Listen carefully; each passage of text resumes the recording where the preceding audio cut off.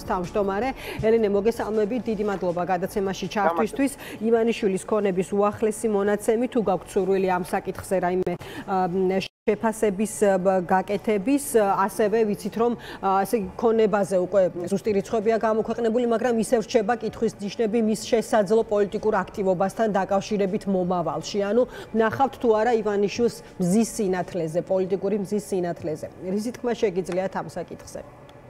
არ მგონია რამე ახალი თქვა, იმისთვის ახალი ფაქტია, რომ ეს ადამიანი არის, რომელიც დიდრდება იმ ფონზე, როდესაც ქვეყანა ღარიბდება, ფაქტი არის, რომ ეს არის ადამიანი ოლიგარქი, რომელიც მართავს მთლიან ყველა ინსტიტუტს და პოლიტიკურ სისტემას და ფაქტია, რომ ამ ადამიანის ინტერესი არის არა ქვეყნის გაძლიერება, არამედ საკუთარი მათ შორის ფინანსური უსაფრთხოების შექმნა, ამიტომ აბსოლუტურად არ არის გასაკვირი ეს მონაცემები, ასევე აბსოლუტურად არაგამჭვირვალეა, როდის გამოჩნდება, არ გამოჩნდება პოლიტიკაში, ჩვენ ამ სისტემის ცვლილება გვჭირდება მთლიანად, რომ ფულით ჩვენი ქვეყანა არ იყიდებოდეს და მთლიანად არ ებარებოდეს ვიღაცის ახირებებს, ვიღაცის კერძო ინტერესებს.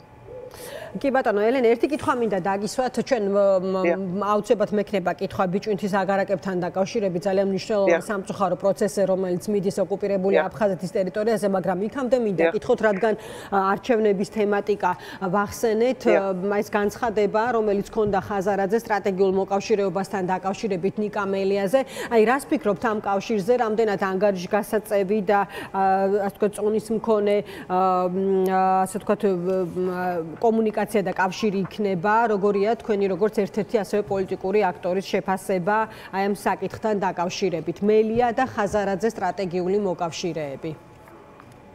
მე არ მომისმენია ეს განცხადება, ეხლა არ ვიყოფები საქართველოში, ისრაელში ვარ. როგორც არ უნდა იყოს ჩვენ რამდენიმე რამეა მნიშვნელოვანი. პირველი, რომ პარტიები ინტეგრაციული პროცესები იყოს, ეს აუცილებელია, იმიტომ რომ საბოლოო ჯამში ჩვენ საზოგადოებას უნდა შევთავაზოთ ისეთი კოალიციური მომავალი, რომელიც იქნება მართლაც მარტო გადალახვაზე არ არის 5%-იანი ბარიერის, რომელიც იქნება ანგარიშგასაწევი ძალა. მეორე არის ძალიან მნიშვნელოვანი, რის გარშემო და რა იდეის გარშემო გაერთიანდება ყველა ვის გაერთიანება. დღის წესრიგი რა იქნება. ამას აქვს ძალიან დიდი მნიშვნელობა. მე ჯერ არ ვიცი რის გარშემო ერთიანდებიან ან არ ერთიანდებიან. ჩვენ რა ვიცი, ყველასთან ნორმალური ურთიერთობა გვაქვს, თუმცა დღეს ამ ეტაპზე კოალიციურ გაფართოებაზე ლაპარაკი ჩვენ მხრიდან არ მიდის, ჩვენ ვართ დაკავებული, ჩვენ და გირჩი ამ ეტაპზე ვართ დაკავებული ძალიან კონკრეტული პროექტებით და ძალიან ბევრი ამოცანა გვაქვს. ნებისმიერ შემთხვევაში დაველაპარაკებით, რა თქმა უნდა, ყველას, მაგრამ პრინციპი უნდა იყოს, რა არის დღის წესრიგი, რის გარშემო ვერთიანდებით. პირდაპირ გეტყვით, რომ ჩემთვის სრულად მიუღებელი არის ის წესრიგი, რომელიც შემოიტანს დესტრუქციას და იქნება შეჯიბრება ნორმალურია პარტიებს შორის, მაგრამ დესტრუქციული და სხვის ხარჯზე რომ აი მე მაგარი ვარ და ყველა სხვა ცუდია, უბრალოდ მოგების მომტანი არ იქნება. ამიტომ ჩემთვის ძალიან დიდი მნიშვნელობა აქვს რა სტრატეგიული ამოცანით ვინ ვისთან გაერთიანება და ამის მიხედვით მე ვიღებ ჩვენს გადაწყვეტილებას. ელენე, აი ამ ტიპის კავშირი არის თქვენთვის და თქვენი ჯგუფისთვის მიმზიდველი. ანუ ჩვენ ადრე ძალიან ხშირად გვისაუბრია მათ შორის თქვენი ვთქვათ გარკვეული კომუნიკაციის შესახებ ლელოსთან, ესეც ცნობილია საზოგადოებისთვის, მაგრამ აი რომ გითხრათ, შეიძლება თუ არა რომ საინტერესო იყოს ასეთი თანამშრომლობა, აი და ვისთვის შეიძლება იყოს ის საინტერესო, როგორ ფიქრობთ? იგივეს გეტყვით, ჩვენ დიდი დრო დავხარჯეთ, ანუ მიუძღვენით იმას, რომ ყველა პარტიას შორის, დასავლურ პარტიას შორის გარკვეული კომუნიკაცია ყოფილიყო, რაღაც ეტაპისთვის ეს ინტეგრაციული პროცესები არ შედგა და ამიტომ ჩვენ და გირჩი გავერთიანდით და დავკავდით კონკრეტული საქმით და უკვე დაკავებული ვართ.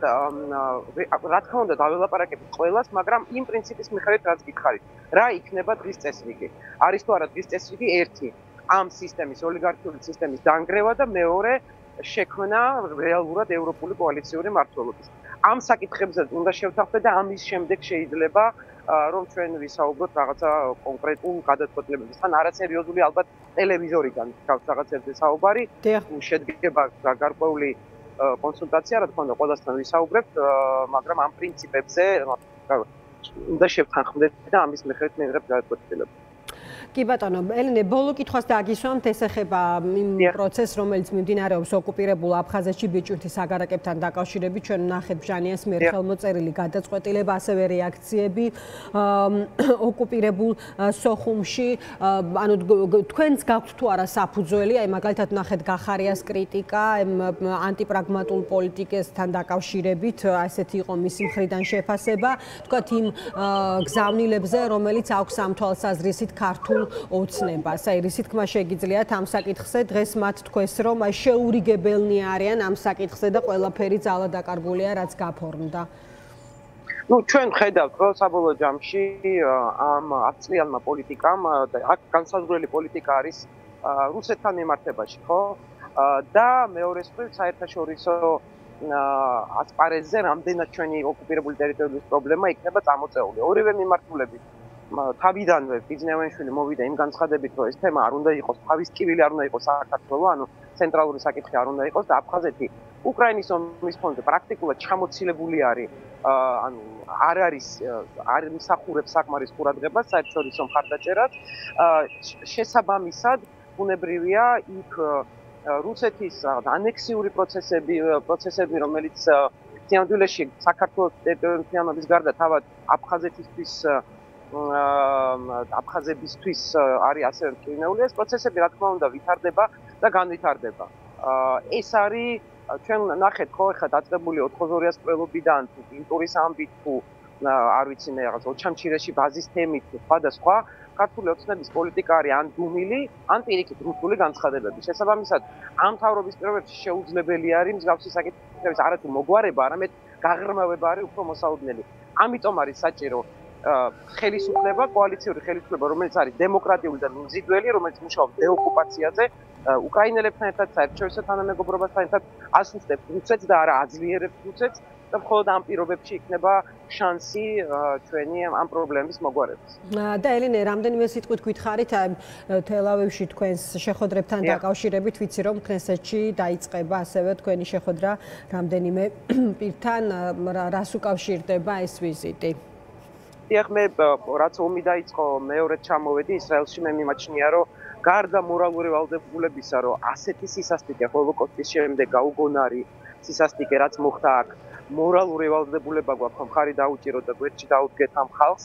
დღემდე ტყვეების დიდი ნაწილი არ არის გათავისუფლებული, მეტიც პოულობენ გვირაბებში დაღუპულ ტყვეებს, ანუ წარმოუდგენელი სიმძიმის რამ მოხდა ამ ქვეყანაში. გარდა მორალური ამ ვალდებულებისა, მე მიმაჩნია, რომ ზოგადად სტრატეგიულად საქართველოსთვის ძალიან მნიშვნელოვანია ისრაელთან ძლიერი პოლიტიკური სტრატეგიული ურთიერთობების დამყარება. მით უმეტეს რუსეთის ზოგადად როლის გადახედვის ფონზე მთელ მსოფლიოში პოტენციალი საქართველოს და ისრაელის ურთიერთობებს ძალიან ბევრ სფეროში, იქნება ეს ეკონომიკური სფერო, ჰაი-ტექ ტექნოლოგიური სფერო, იქნება ეს ჯანდაცვის სფერო, თუ იქნება ეს თავდაცვითი სფერო, პოტენციალი არის ძალიან დიდი. ამიტომ მე აქ რეგულარულად ჩამოვდივარ, მხარდაჭერას ვუცხადებ.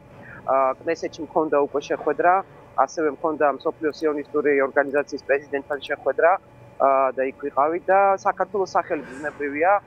აქ მე არ ლაპარაკობ როგორც ერთი ცალკე აღებული რაღაცა პარტიის წარმომადგენელი მხოლოდ, მაგრამ ჩვენ ხედავთ, რომ საქართველოში არც ყოფილა ანტისემიტიზმი და არც იქნება, ეს მნიშვნელოვანია, ამას ძალიან აფასებენ.